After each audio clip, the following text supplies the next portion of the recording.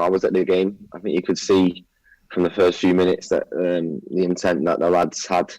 They obviously knew it was a massive game, it was a must-win. But I think, from the off, there was only one team really that looked like a team, if I'm honest, because Forest didn't look like a team.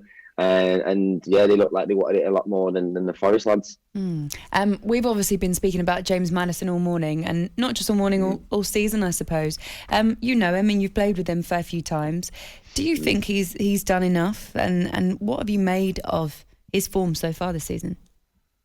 I think he'd done enough before this season, to be honest with you. I think Laurie just said there, I think it's 26 goal involvement since the start of last season. And he, obviously for me, I played with him. I'm going to sit here and say he's top class, but he actually is. I think I just listened to Brendan's interview. I know, and he mentioned he's a game changer. His personality, playing in front of big crowds, and that is the type of player he is, and the character that he's got. And I think playing for England, you need that. You need them kind of players. I think sometimes it can come across as arrogant, maybe, but it's confident. You hear him on. When he does his interviews, he's one of the best speakers. He's just a confident lad. He believes in himself and he wants to be on the big stage. And for me, he has to be going. Danny, you touched on it. The first time I kind of come across James was, believe it or not, he was up at Aberdeen on loan, and he showed glimpses of real talent. I thought, I'm going to watch this guy because he looks as though he's got something. But Brendan said something again last night. He looks as though there's a newfound maturity is maybe not the right word, but he looks to be really in a great place. He's happy with himself. He's probably, his life away from the pitch is very, very good as well. Yeah. Is it a little bit like the Ivan Toney situation where it's a kind of now or never thing?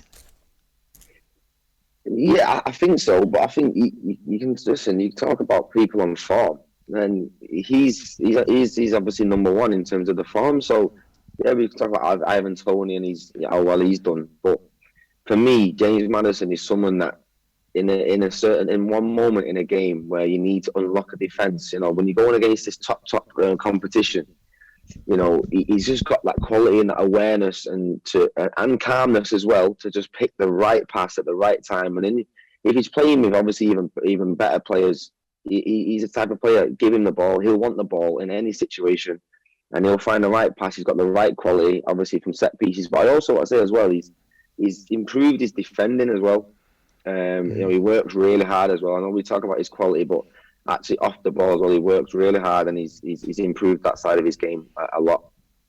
Danny, how big a game was this for Leicester yesterday? There was a few big head-to-heads at the weekend, Wolves, West Ham and the Manchester Derby, Arsenal, Spurs, but this was a massive game that Leicester couldn't afford to lose, sorry.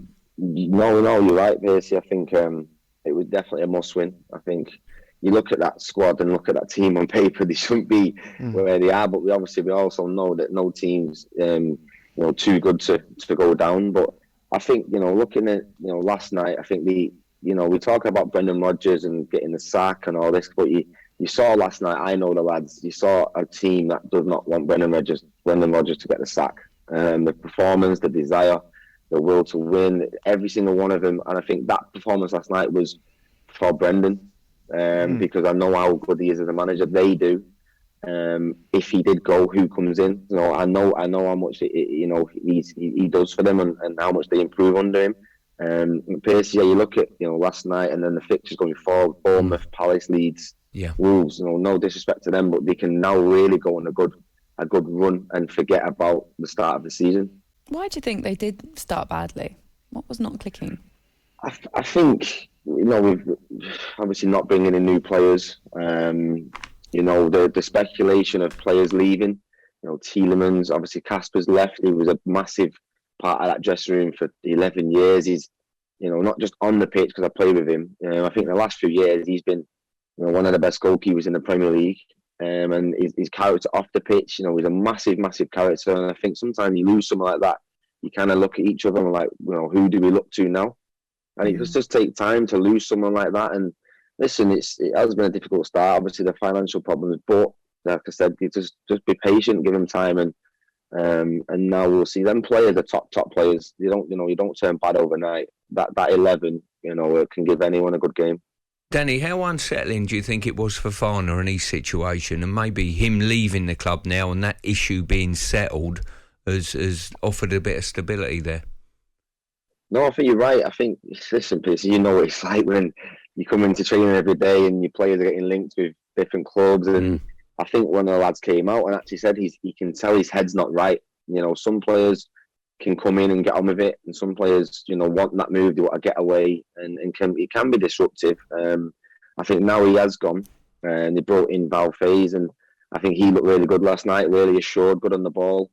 So now I think it's just about getting a settled back five, because obviously Danny Ward's coming to the mix now, and he needed some time as well.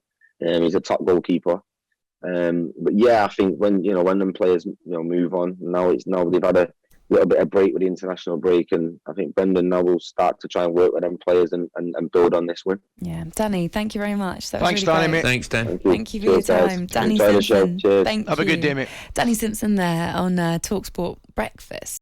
talkSPORT Breakfast with Laura Woods, Monday to Wednesday mornings 6 till 10 on AM, on DAB, via the talkSPORT app and on your smart speaker. talkSPORT.